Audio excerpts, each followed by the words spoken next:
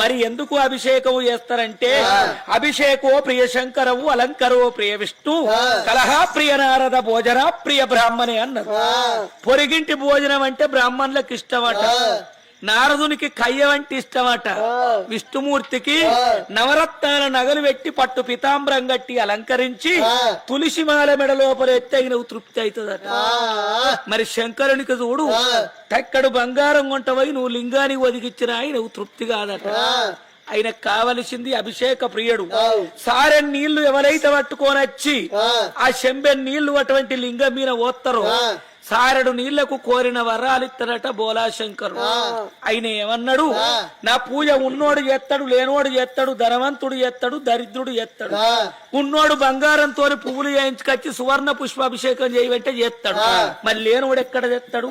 అందరికి అనుకూలంగా ఉండనని ఆయన ఏం కోరుకున్నాడు, ఫలం పుష్పం పత్రం తోయముతో పూజించును ఆయన అన్నాడు.